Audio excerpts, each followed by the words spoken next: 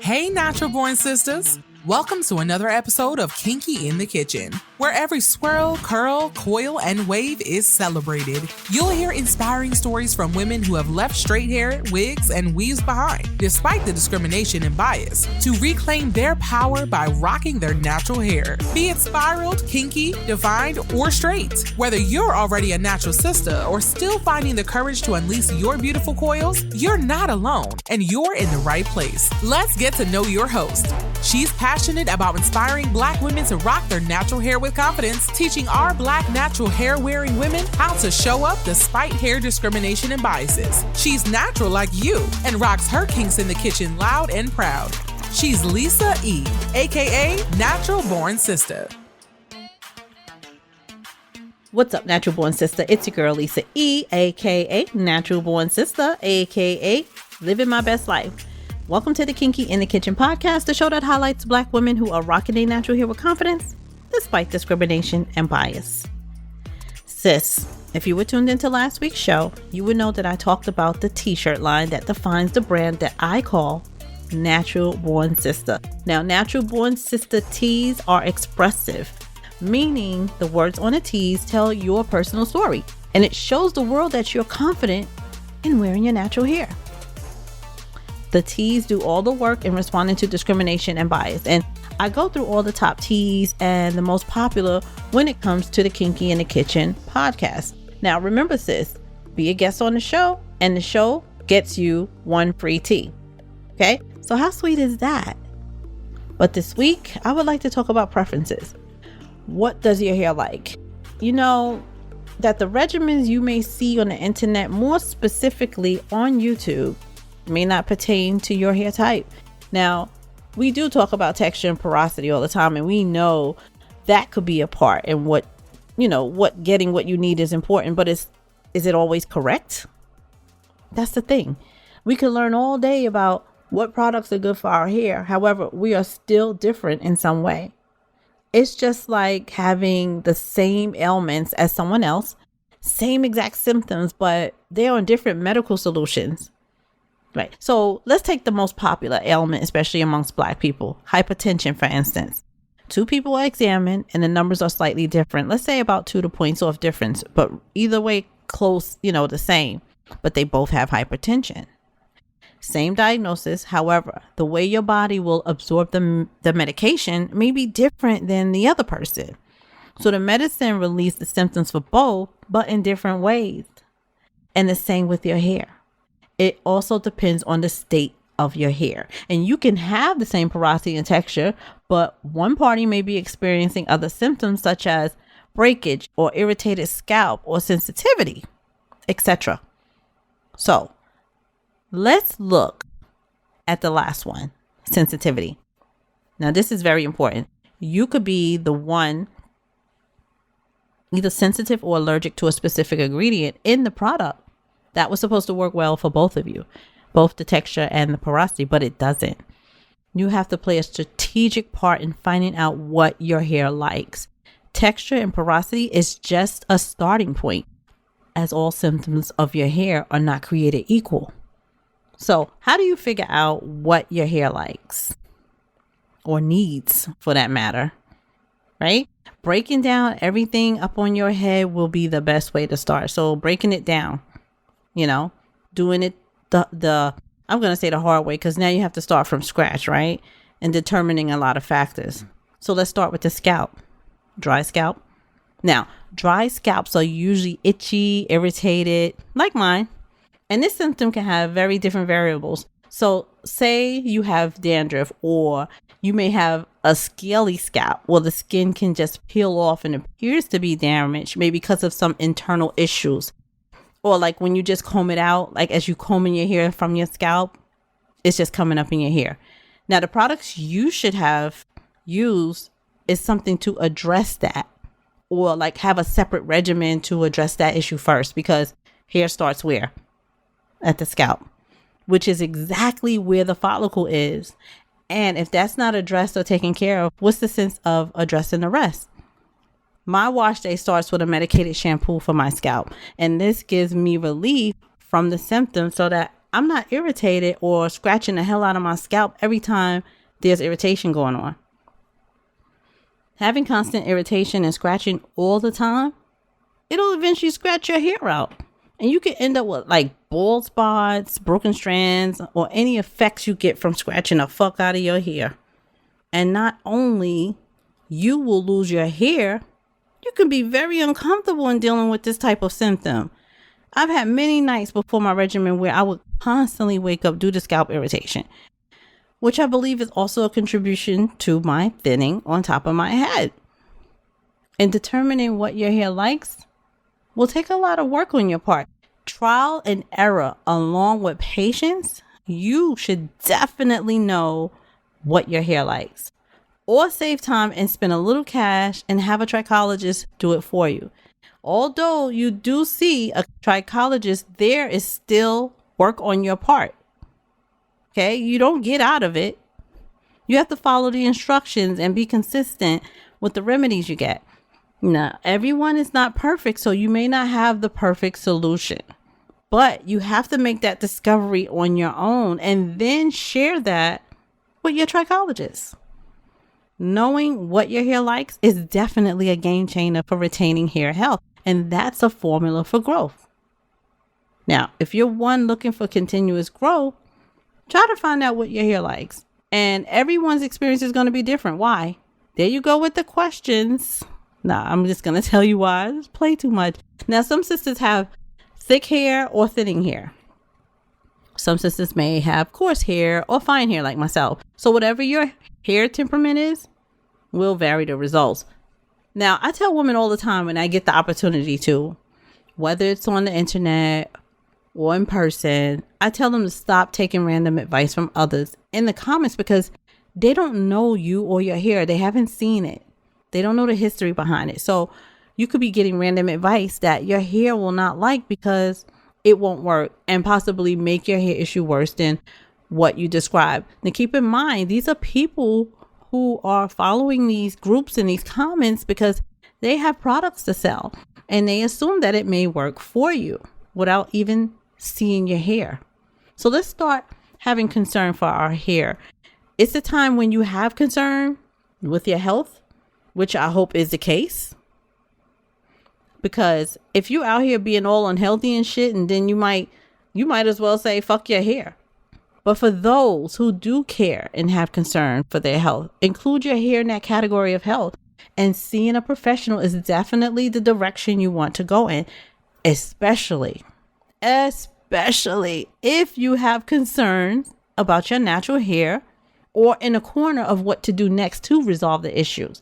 A lot of us get in corners. You're not going to be the only one. You know, be an experimenter. I'm an experimenter at heart. So it's no big challenge for me, but could be a pain in the ass. Now, the same with your skin. Let's use another example. Let's come out of here for a little bit. And if you're using a skin regimen and you don't see results, you need to change it up. You need to switch it up. Find out what your skin likes. If your skin is oily, dry, or combination, find out which one it is. Because if you continue to use a product that's not working, you still see unwanted results, that's a signal to switch it up.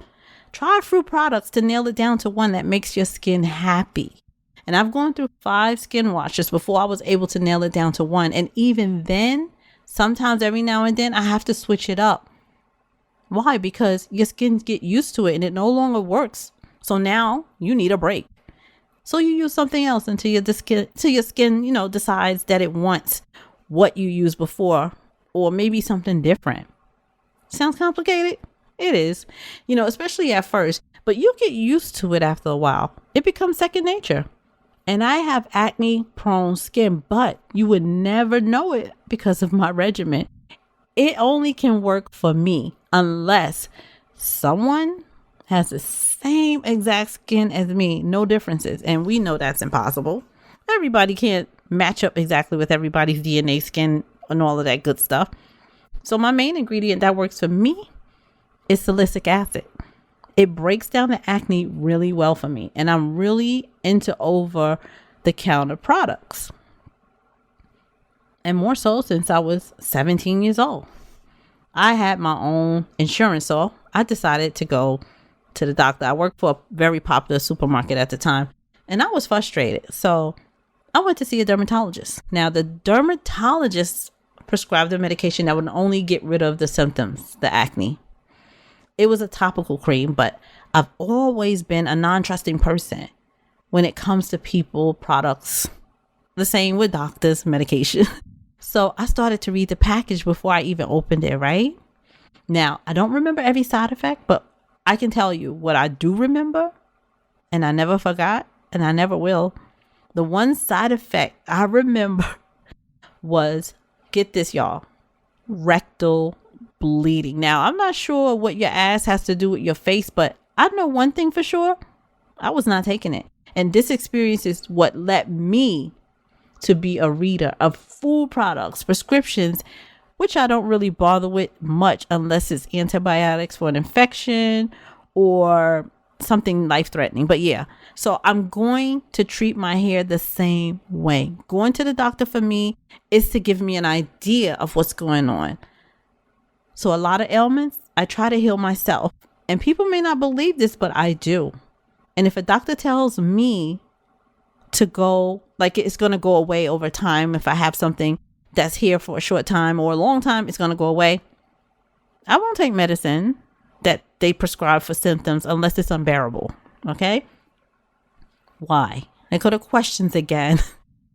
Because it's going to eventually go away. That's why. So I just deal with it for the time that it's there. So trial and error works for me when it comes to my hair. It was breaking. But now, not so much. I discovered this by accident. Because I don't like listening to anybody. Y'all know that. Y'all can see that already, right? I can recover from breakage on the products. I never knew that I could recover from the breakage on the products I already had and eliminate another. After a couple of months of horrifying breakage, I am down to about 40% breakage and counting. 40%? I could say somewhere between 30 and 40% because I see a huge difference. I hate to put numbers on it, but yeah, just to make you understand where I'm coming from. So I say all this because I want you to be your own hair boss, the one that decides on what it needs, because you're with your hair every day. And again, if that's not you, see a trichologist, because the last thing you need is someone telling you in the comments what your hair needs. This is called direct recommendation without all the information, especially visual. And I'm not saying don't try it if you want to try it, because you may be in a desperate situation at this point, or you just you need to try something. Not even want, you need to try something. So go ahead. And if it doesn't work, use that as the start of you being the boss of your own hair and knowing what it likes. I'm anxious to give an example because I want you to understand.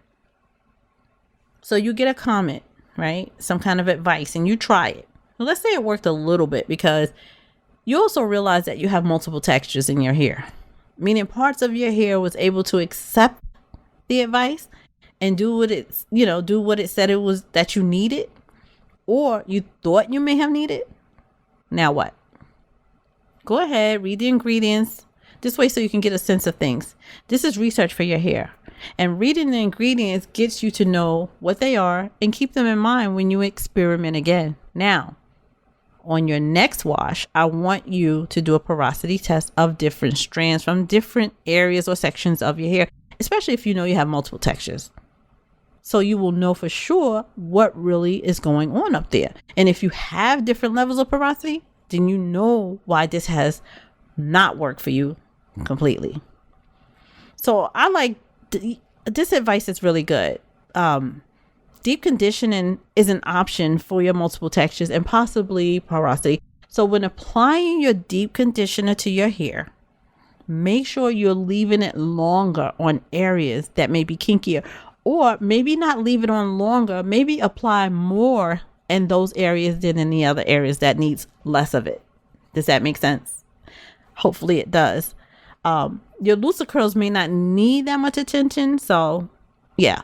And this used to work for me when I had this issue. but it's too much work for me. So I don't have a lot of time to put into my hair like that. I will go to the hairdresser or stylist and ask them to do it for me. And you can do this too, especially if you are not a DIYer like that. Like me, I'm not a DIYer. I don't fucking dabble in stuff like that. I just want to get it done. So take time with your hair. It's your crown.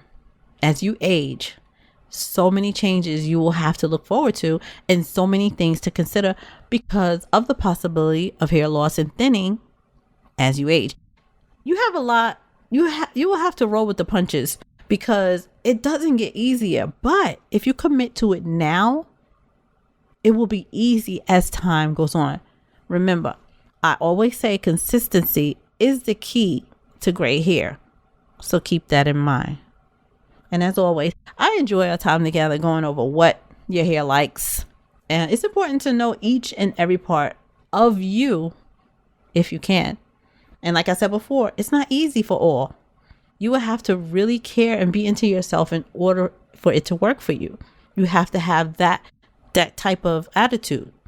So take time with you to be your own hair boss. Listen, want to be a guest on the show? Each guest that interviews on the show will get to choose one of the Natural Born Sistah t-shirts to their liking and the opportunity to explain why they chose the tea that they chose. So women who interview as a guest on the show gain a sense of confidence, right? So telling your story to others is like a release method that allows you to get it out and share things about your hair you may have never shared with anyone else before. Past guests have had different attitudes about their hair after sharing their story. The confidence they gained, amazing. And their attitudes have changed. And you can definitely see the differences after doing a show. Very positive differences. It's amazing what Kinky in the Kitchen does for our guests. And you too can gain the same confidence by telling your story. And if you're already confident, just imagine what this release can do for you. It would most definitely be twofold. And I would love for you to either come on the show, share your story, or talk to me one-on-one so we can come to a solution for you if needed. And I'm talking to sisters in one-on-one sessions to help them identify their next steps to either embrace or start their natural hair journey. Now, right now is a more important time for us as a culture, Black women, for us to show them we are who we are and we're not afraid to be who we are. Our time together is to be able to take you to the next level in your coming out natural hair journey with confidence. Now, the steps I will present will be personalized to you to be a hair boss. Our conversations are friendly based, just like close sisters with high level results. I will make you the most comfortable so that you may get the best help, as this allows you to be honest about your hair journey. Just email me at naturalbornsistah@gmail.com. Sistah is with an AH at the end. Just want to throw that out there. And put confidence in the subject line and I can see where we're going with this from the jump. And let me know your hair issues and reservations. And if you're a good fit, I will send you a calendar to schedule your free 30-minute session with me. It's going to be so fun. I'm telling you. This will upgrade you to the next level. And some are still going through it because they refuse to help, because it can be reversed, but they may not know it can. So spread the word, sis. Hey, sis, thank you for tuning in. And don't forget, Kinky in the Kitchen is rocking on YouTube. So subscribe to the channel so that you can see our well-liked intro and outro videos. And as you know, I'm always rocking the Natural Born Sistah tee with logo. And don't forget to get you one, sis. And remember, we're bringing you kinky content in the kitchen every Wednesday on your favorite cast. Boss out. That's all for today. What feelings are you left with? Do you have questions, thoughts? DM on IG at Natural Born Sistah and let's talk about it. Oh, and don't forget to leave us a rating on Apple Podcasts and Spotify. They really help us grow and reach more women who need company on their hair journey. We'll chat it up next week.